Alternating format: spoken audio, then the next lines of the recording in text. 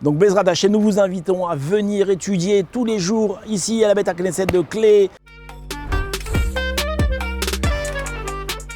Chers amis, bonjour, Parashat Shemot. Dans notre paracha, on voit que le peuple juif va commencer à se multiplier de façon prodigieuse. Les femmes vont accoucher les enfants 6 par 6.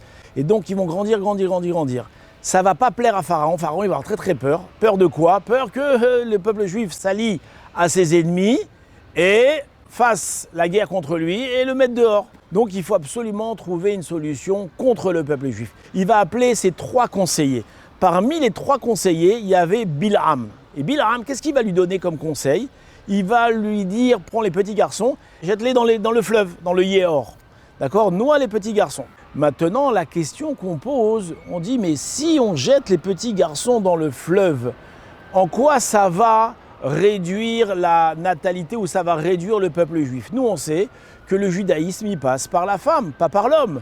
Donc, t'as beau tuer tous les garçons, si les filles restent, eh ben, elles vont continuer à donner des enfants juifs. Alors, à quoi ça sert? Alors, écoutez cette explication extraordinaire. Chazal nous dit que Bilham, c'était qui? Bilham, en réalité, c'était Lavan. Lavan et Bilham, c'est le même personnage. Et Lavan, donc Bilham, qui est Lavan, va dire à Pharaon, et du coup, Pharaon, si tu veux détruire le peuple juif, c'est extrêmement difficile. Moi, j'ai essayé de le faire à plusieurs reprises, j'ai jamais réussi. On ne peut pas détruire le peuple juif. Le peuple juif, il est immortel, il est indestructible. Le seul qui pourrait détruire éventuellement le peuple juif, c'est qui? C'est le bon Dieu. Donc, tu sais ce que tu vas faire? On va les assimiler. C'est quoi les assimiler? C'est ce qu'on va faire. On va prendre les garçons, on va les tuer, on va les noyer.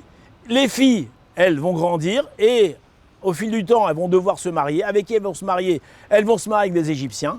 Elles vont donner des enfants juifs, mais de pères égyptiens. Forcément, le papa, qu'est-ce qu'il va faire?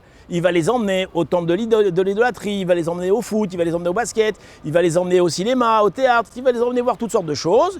Et ainsi, il va créer des petits juifs assimilés. Ce qui va mettre en colère Hachem. Et Hachem, lui-même, il va s'occuper de détruire le peuple juif.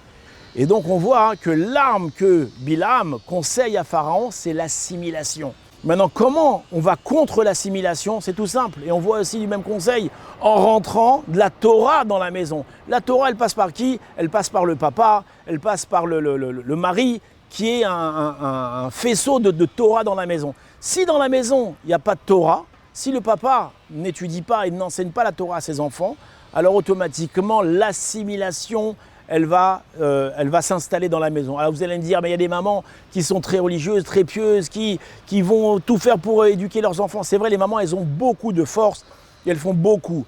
Mais elles ne font pas comme le papa. Le papa, lui, sauf, qu'est-ce qu'il amène? Il amène la Torah à la maison. Et s'il n'arrive même pas la Torah à la maison, alors malheureusement, les efforts de la maman, très souvent, ils sont vains et c'est le début de l'assimilation. Donc Bezrat Hashem, nous vous invitons à venir étudier tous les jours ici à la Beth Knesset de Clé. Il y a de la Torah, il y a des gâteaux, il y a tout ce qu'il faut et le café aussi.